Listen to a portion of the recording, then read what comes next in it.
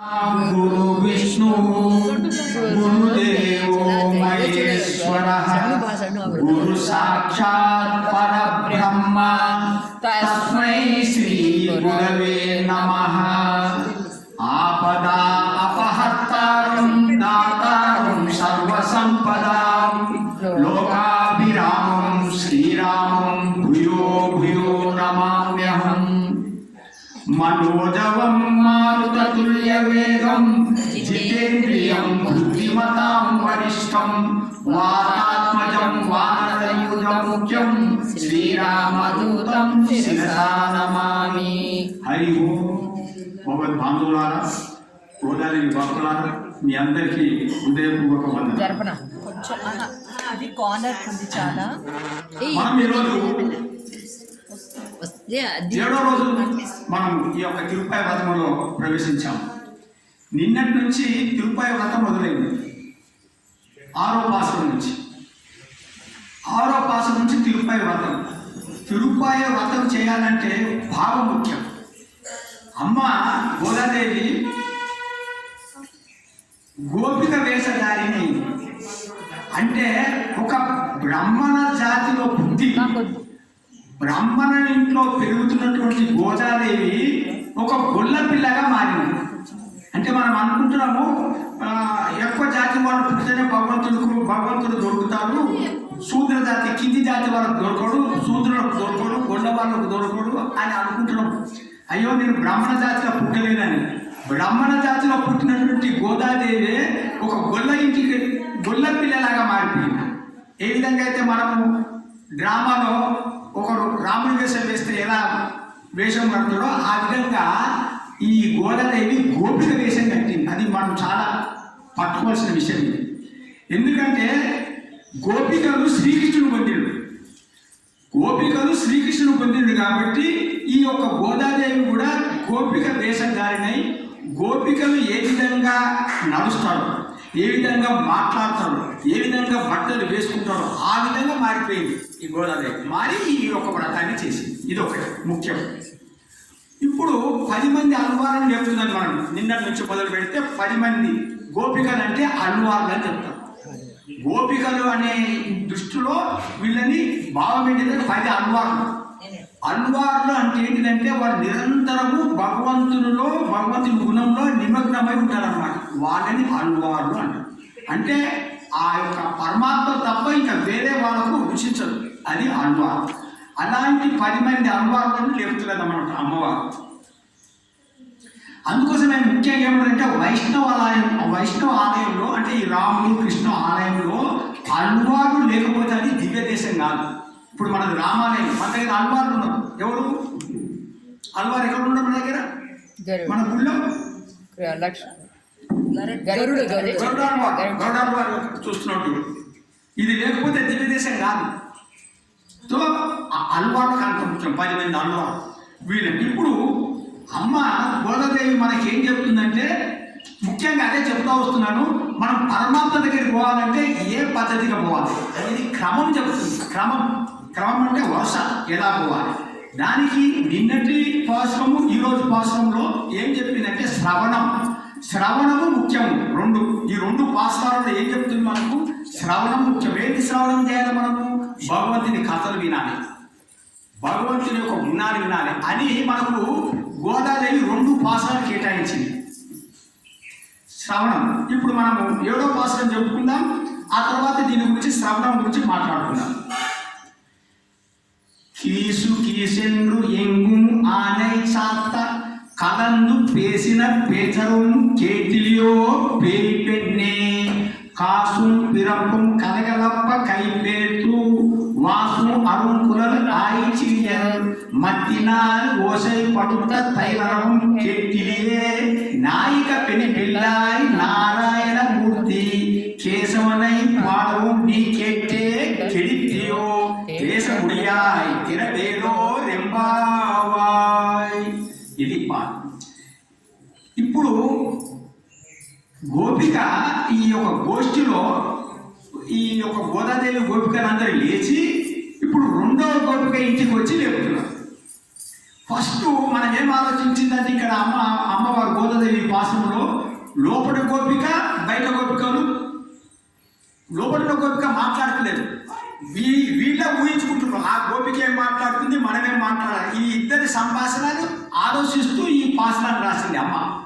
ఎట్లా ఇప్పుడు ఏమనేది రాగానే ఇంకా పండుకున్నవా, తెల్లవారింది లేవమ్మా అన్నది. ఎవరు? ఈ గోపికలు అందరు వేస్తారు. అప్పుడు లోపల గోపిక ఏమంటుంది, తెల్లవారిందా, దాని గుర్తులేంటిది అంది. అంటే కీసెండ్రు అంది. కీసెండ్రు అంటే పక్షులు అరుస్తున్నాయి కదమ్మా. పక్షులు ఒక్కచోట అరిస్తే అది ఉదయానికి గుర్తు కాదు అని, ఒకచోట అరిస్తే ఉదయానికి గుర్తు కాదు. మరి అప్పుడు ఏమన్నా కీసుకు ఎండు ఎంగు అంటే అంతటా నలువైపులా అరుస్తున్నాయమ్మా అని చెప్పి, నలువైపులా మీరే ఆ పక్షులను లేపినారు కాబట్టి నలువైపులా అరుస్తుంది అని ఆమె కాదు. ఆనే చాత కలందు వేసిన, ఆనే చాత అంటే భరద్వాజ పక్షులు, ఆనే చాత అంటే భరద్వాజ పక్షులు కలందు అంటే కలుసుకొని పేసినట్టే మాట్లాడిన, కలందు పేసిన పేచడం పెద్ద శబ్దము కేటిలియో వినలేదా అంటుంది. అంటే భరద్వాజ పక్షులు మాట్లాడుతున్నాయి, ఒకటి మాట్లాడుతున్నాయి. ఇక్కడ భరద్వాజుడు అనే ఒక మహాగురుడు, భరద్వాజ ముని. మనకు ఆ భరద్వాజ ముని 3 వేదాలు చదవడానికి 300 సంవత్సరాలు జీవించారు. 3 వేదాలు చదివి జ్ఞాపకం పెట్టుకొని, భరద్వాజ ముని 3 వేదాలు అంటే సామవేదము, యజుర్వేదము, ఋగ్వేదం, ఈ 3 వేదాలు చదవడానికి 300 సంవత్సరాలు జీవించుడు. కానీ చదవలేదంట, తృప్తి కానీ. ఇంకా మనం ఎంత ప్రయత్నం చేస్తున్నాం ఒక్కసారి అలాంటి భరద్వాజ ముని తృప్తి చెందలే. అంటే 300 సంవత్సరాలు కూడా సరిపోలేదు, అంత ఉన్నది మన వాంగ్మయం. అలాంటి భరద్వాజ పక్షులు అంటే తమ జీవిత కాలము ఆ వేదాలని అనుష్ఠానం చేస్తున్నటువంటి ఈ భరద్వాజ పక్షులు మాట్లాడుతున్నట్టే ఆ వేదములు తమ శిష్యులకు చెప్తూ ఉన్నటువంటి ఆ ధ్వని వినలేదా అని ఇంకొక లోపట అర్థం. భరద్వాజ పక్షుల కంటే అంత జ్ఞాపకం చేసుకోవాల్సి వస్తుంది. అంటే ఆమె అనేది ఈ భరద్వాజ పక్షులు రాత్రంతా మాట్లాడతాయమ్మా, అందుకోసం అది తెల్లవారడానికి గుర్తు కాదు అని. లేలే భరద్వాజ పక్షులు అలా కాదు, అవి విరహంతోని ఉదయమునే మాట్లాడతాయి. విరహం ఎందుకైంది అంటే ఈ భరద్వాజ పక్షులు అన్నీ ఉన్నాయి కదా, ఇప్పుడు అవి మేతకు పోతున్నాయి, ఏవి విడిపోతాయి. మేతకు పెట్టినాం అంటే ఇప్పుడు భరద్వాజులు గుంపునది, భార్య ఉన్నది, పిల్లలు ఉన్నారు, భర్త ఉన్నది, భార్య, వీళ్ళందరూ విడిపోతున్నారు.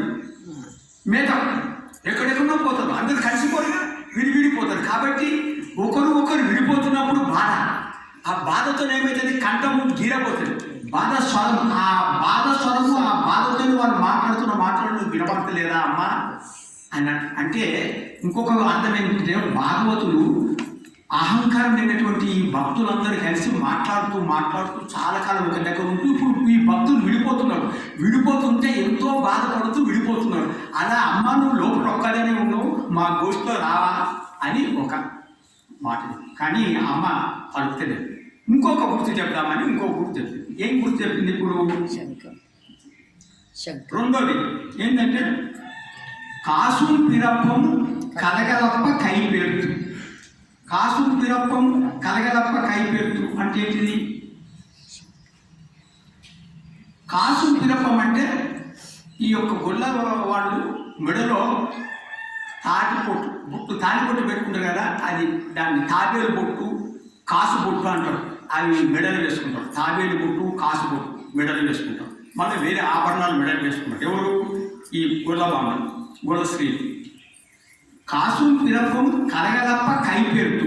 కలగలప్ప అంటే గలగలగలమంటుంది, కైపెడుతుంటే చేతిలో ఉన్న గాజులు శబ్దమవుతున్నాయి, కంఠంలో ఉన్నట్టు ఆభరణాలు శబ్దమవుతున్నాయి. ఎందుకవుతున్నాయి ఇవి? మత్తినాలు ఓసే పడుత తైలరవు కేటిలియో. మత్తినాలు అంటే కవం పట్టుకొని మత్తినాలు ఏమంటున్నాడు? ఓసే పడుతా. మత్తినాలు ఓసే పడుతా అంటే చిలుకుతున్నాడు. మత్తినాలు అంటే కవంతో ఓసే పడుతున్నాడు. తైర్ అంటే పెరుగు చిలుకుతుంటే మత్తినాలు ఓసే పడుతా తైర్ అరవం, ఆ శబ్దము కేటిలియో వినపడతలేదా అని. అంటే ఆ అమ్మ లోపల అమ్మాయి అంటుంది, గొల్ల స్త్రీలు ఎప్పుడు పెరుగు చిలుకుతూనే ఉంటారు. వాళ్ళ గొల్ల స్త్రీలు జాతి ధర్మం అది. వాళ్ళు ఉదయం చిలుకుతారు, మధ్యాహ్నం చిలుకుతారు, రాత్రి చిలుకుతారు. వాళ్ళ చిలుకే కాబట్టి ఇది కూడా ఉదయం కానికి, ఉదయం అనడానికి గుర్తు కాదు అని ఆ లోపల ఉన్న అమ్మాయి అంటుందని చెప్పేసి, ఇది కాదు ఇంకా లాభం లేదనుకున్నాను. ఇట్లా చెప్తే లాభం లేదని నాయక పెనిపిల్లాయ్ అని. నాయక పెనిపిల్లి అంటే మా స్త్రీలందరికీ నువ్వు ఒక నాయకుడా. ఇప్పుడు ఈ గోష్ఠికంతా మనకు, ఈ గోష్ఠికి ఒక నాయకుడు ఉన్నారు కదా మన దగ్గర కూడా. ఆనా నువ్వు ఈ గోష్ఠికంతా నాయకురాలు, ఆనా ఈ మా గోష్ఠికంతా నువ్వు నాయకురాలు అమ్మా. నువ్వు ముందుండి ఆ శ్రీకృష్ణుడు గుణాలు అనుభవించిన దాన్ని నువ్వు ముందుండి మాకు దారి చూస్తే మేము ఆ శ్రీకృష్ణుడి దగ్గరకు వస్తాము. అందుకోసం నువ్వు తామస నిద్రపోతున్నావా తల్లి, నువ్వు లేవు అని ఏమంటారు, నాయక పెరిపిల్లా అన్న. మెచ్చుకుంటూ నారాయణమూర్తి కేశవునై పాడము. నారాయణమూర్తి కేశవుడు అంటే ఎందుకు? సాక్షాత్తు నారాయణుడే శ్రీకృష్ణుడిగా అవతరించి కేశి అనే రాక్షసుడికి సంబంధించినటువంటి ఆ కృష్ణుని యొక్క మంగళ గుణాలు మేము పాడుతుంటే, నారాయణమూర్తి కేశవునై పాడము నీకెట్టే అంటే నీకు విని ముందు కూడా వింటా ఉన్నావు, పండుకుంటున్నావు. అంటే మేము పాడే పాటలు నీకు జోలపాటగా అనిపించి నువ్వు పండుకుంటున్నావా అమ్మా? నీకైతే మంచిగా జోలపాటగా అనిపిస్తుందా? మేము పాడే పాటలు పండుకుంటున్నావు, కెడితే లేవమ్మా అని అంటే ఇంకా లేస్తారు. చప్పుడే లేదు. అప్పుడు వీళ్ళందరూ అంటారు, ఏంటంటే చప్పు లేకుంటుందని ఆ కిటికీ నుంచి చూస్తున్నారు. చూస్తే దేశం అయ్యా లోపల ఎలా ఉండేది? తేజస్సుతున్నది అమ్మ.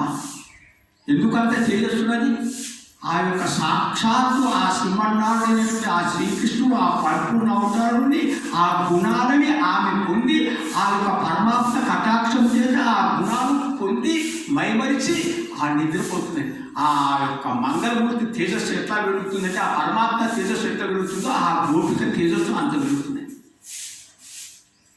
దేశముడియా తిరగేరు అంటే నువ్వు రామా.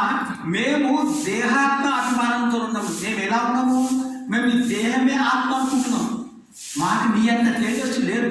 కాబట్టి నువ్వే వచ్చి మా కవాటాలు తెరిచి ఆ తేజస్సు మాలో కూడా ప్రకాశింపజేయి. అప్పుడు మా యొక్క ఈ అభిమానం, ఈ అహంకారం, ఈ మలినాలు తొలగిపోతాయమ్మా. కాబట్టి నువ్వే వచ్చి ఈ యొక్క మా కవాటాలు తెరిస్తే మేము కూడా నువ్వు అనుభవిస్తున్నటువంటి ఆ గుణాలు మేము కూడా అనుభవిస్తాం. మేము కూడా శక్తిని సంశ్లేషం పొందుతాం. కాబట్టి మేము అనుకున్న ఈ యొక్క వ్రతము సంపూర్ణంగా అయితే తల్లి, అందుకోసం నీవే వచ్చి తెరువు అని చెప్పాను.